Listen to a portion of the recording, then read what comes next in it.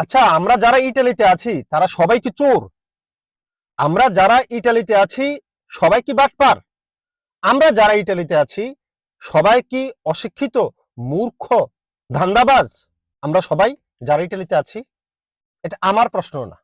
এটা আমার প্রশ্ন না, অ্যান্সার আমার কাছে জানা আছে। কিন্তু যার প্রশ্ন, যে কথাটা বলেছে, তাকে আমরা দেখব। ইতিমধ্যে অনেকে হয়তো জেনে গেছেন, অনেকে অনেকের মতো এটাকে বিশ্লেষণ করেছেন। আমি একটু বিশ্লেষণ করব, আমি আমার মতো বিশ্লেষণ করব। আপনার সাথে আমার মতের পার্থক্য থাকতে পারে, আবার মিলতেও পারে। দেখেন পুরো ভিডিওটা, হয়তো আপনার সাথে আমার মিলতেও পারে, আবার পার্থক্য থাকতে পারে। তবে তার আগে আপনাকে স্বাগতম জানাচ্ছি। আমি ইতালি থেকে বলছি। ভিডিওটা দেখুন, তারপরে কথা বলছি। জাউরামির একটা শেষ আছে, বুঝছেন? জাউরামির একটা শেষ আছে। বাংলাদেশে যত চোর বদমাইশ লুচ্চা ছেঁচড়া কাঙ্গাল ফকির নির্পোলারা যত আছে, সব হারামজাদারা গেছে কোন জায়গায়? ইটালিতে। সব হারামজাদারা গেছে ইটালিতে, পুরা ইটালি। এই হচ্ছে অবস্থা। তার আর শ্বশুরকে, বনিয়ামিন হচ্ছে তার শ্বশুর, সে হচ্ছে তার বনিয়ামিনের মেয়ের জামাই। তো তাকে, মানে তার শ্বশুরকে রুমে চাপা মাইর দিয়েছে। চাপা মাইর আছে না, চাপা মাইর দিয়েছে। ছাগল ছড়ান্না তাকে মাইর দিয়েছে। ছাগল ছড়ান্না মাইর, চাপা মাইর দেওয়ার পরে সে, মানে বনিয়ামিনের মেয়ের জামাই এই মন্তব্য করেছে যে ইটালিতে সবাই নাকি আমরা চোর, সবাই নাকি বাটপার, সবাই নাকি অশিক্ষিত, আমরা মূর্খ, আমরা, মানে এই টাইপের লোকজন নাকি আমরা সবাই। এখন যদি আপনি নাম ধরে আপনি এই কথাটা বলতেন যে উমকে চোর, উমকে আমার শ্বশুরকে মারছে, সে একজন খারাপ মানুষ, সে একজন বাটপার, সেটা মেনে নিতাম। কিন্তু আমি তো আপনার শ্বশুরকে চিনিও না, বনিয়ামিনকে চিনতামও না। আমি থাকি ভেনিসে, তাকে মারছে রোমে। তো আপনি তো সবাইকে যখন বলছেন যে সবাই চোর, সবাই বাটপার, ধান্দাবাজ, এটা তো আমার গায়েও চলে আসছে। আমি কি ধান্দাবাজি করছি আপনার সাথে বলেন? আমি তো আপনার শ্বশুরকে মারতেও যাই নাই, ধরতেও যাই নাই, ওনাকে আমি চিনিও না, আমি চিনিও না। তো আমার কথা হচ্ছে, আপনি সবাইকে নিয়ে যখন কথাটা বলবেন, তখন আসলে ইটালির সবার উপরে কথাটা বর্তায়। ইটালিতে যারা আমরা বাংলাদেশিরা থাকি, আপনি তো সেটা করতে পারেন না। আপনি যদি শিক্ষিত হইতেন, আপনি নিজে যদি ভদ্র হইতেন, আপনি ভালো ফ্যামিলির হইতেন, তাহলে বিবেক খাটিয়ে, বুদ্ধি খাটিয়ে কথাটা বলতেন। কিংবা যারা মারছে, যেই অঞ্চলের লোকজন মারছে, তাদেরকে উদ্দেশ্য করে যদি আপনি কথাটা বলতেন যে বাংলাদেশের এই অঞ্চলের কিছু মানুষ আমার শ্বশুরকে মেরেছে, তারা খারাপ, তারা অশিক্ষিত, মূর্খ, আপনি সেটা বললে এটা মেনে নেওয়া যেত।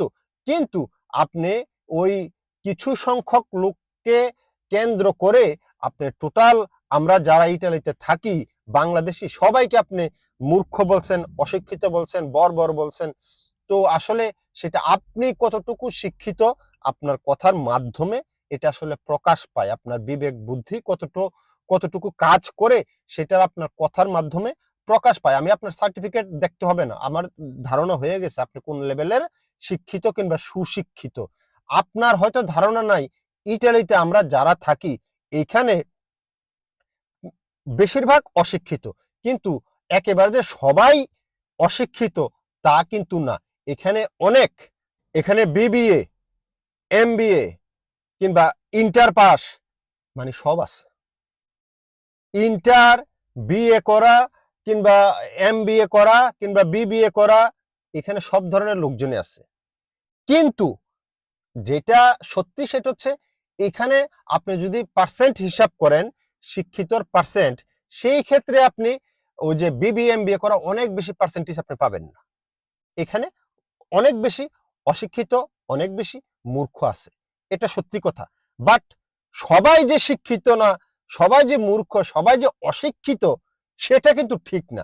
আপনি যখন এই কথাটা বলবেন সবাইকে নিয়ে, তখন কিন্তু আমার বা আরেকজনের গায়ে লাগবে। যারা আমরা পড়াশোনা করেছি, যারা দেশে বিবিএ করেছি, এমবিএ করেছি, তাদের কিন্তু গায়ে লাগবে। কিংবা যারা ইন্টার অন্তত কমপ্লিট করেছে, পরিবারের কারণে, বিভিন্ন সমস্যার কারণে এখানে চলে আসছে। আপনি প্রায় সময় উল্লেখ করছেন আপনি দুইটা ভিডিওতে যে সমুদ্র পথে যাইয়া এগুলা সাঁতার কাটতে কাটতে, ভাই ওরা তো মানুষ, ওরা আমাদের দেশেরই মানুষ, হয়তো বিভিন্ন কারণে পরে ওরা সমুদ্র পথে দিয়ে আসছে। আপনি সবাইকে নিন্দা করে ভিডিও বানাতে পারেন না, সবাইকে গালি দিয়ে আপনি কথা বলতে পারেন না। আপনার শ্বশুর একজন মানসিক ভারসাম্যহীন মানুষ, একজন মানসিক ভারসাম্যহীন। উনি এটা বলে, কাল আরেকটা বলে। উনি অনেক মানুষের কাছ থেকে বিদেশে নিয়ে যাবে বলে টাকা নিয়েছে, বলেছে আমি জাপানে যাব সফর সঙ্গী হিসাবে। আমি বনি আমিন, আমি যখন জাপান যাব, আপনারা আমার সাথে কেউ যদি যেতে চান, আপনারা এই ট্রাভেল এজেন্সিতে যোগাযোগ করতে পারেন, সেখানে সুন্দরভাবে আপনাকে জাপান নিয়ে যাবে। এবং যে সমস্ত টাকা পয়সা লেনদেন করার জন্য ওরা বলে, আপনি তা করতে পারেন। আপনার সেই সেই সেই ফেদুচাকে কি বলে বাংলায়, ভুলে গিয়েছি।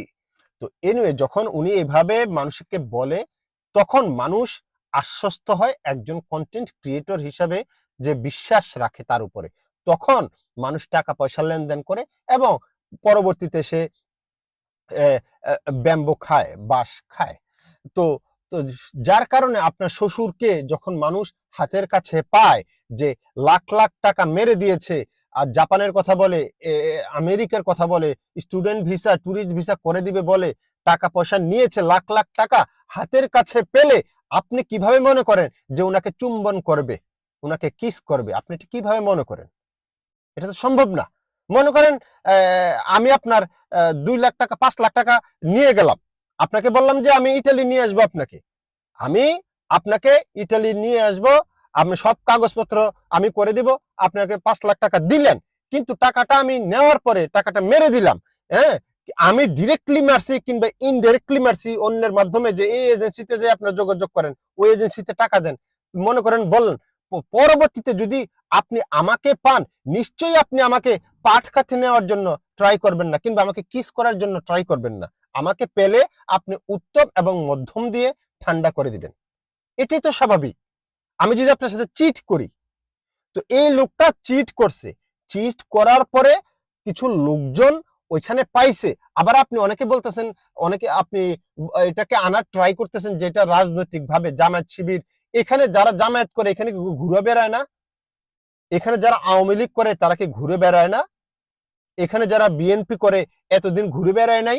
যারা আওয়ামী লীগ গভর্নমেন্ট ছিল, বিএনপি তারা ঘুরে বেড়াইছে না? কিংবা এখন যে বিএনপি সরকার গভর্নমেন্টে আছে, আওয়ামী লীগের তারা কি ঘুরে বেড়ায় না? জামাতের তারা কি ঘুরে বেড়ায় না? আপনি ওই রাজনৈতিক কথা এনে আপনি ওই আসল জিনিস ঢাকতে পারবেন না। উনি একজন চিট, উনি বাটপার, মানুষের লাখ লাখ টাকা উনি নিয়ে গেছে হাতিয়ে। মানুষজন কাছে পেলে নিশ্চয়ই তাকে লিপকিস করতে যাবে না।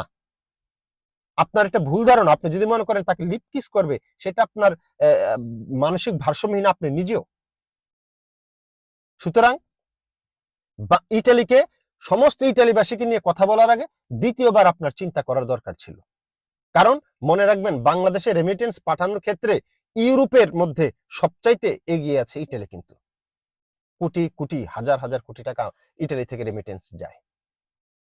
এই জিনিসটা মাথায় রাখতে হবে। ইটালির বর্তমান যে অবস্থা, আসলেই এখানে কিছু অশিক্ষিত বর্বর লোক ঢুকে গেছে বিভিন্ন কারণে, বিভিন্ন ভাবে, যেটা ইটালিতে আইন কানুন ভঙ্গ করছে, সেটা মানলাম। অবশ্যই এটা নিয়ে আমি প্রায় সময় সচেতনতামূলক ভিডিও বানাই। আমি বলি সবাইকে যেন সচেতন ভাবে চলে, চুরি বাটপারি বা চিটারি না করে, সেটা নিয়ে আমরা কথায় বলি। কিন্তু আপনি সমস্ত ইটালিবাসীকে নিয়ে কথা বলে আপনি এটা ভুল করেছেন। আপনি নিজেই একজন মানসিক ভারসাম্যহীন, এবং আপনি চিটার বাটপার আছেন কিনা আমি জানি না, তবে আপনি যে শিক্ষিত না সেটা কিন্তু ক্লিয়ার হয়ে গেছে।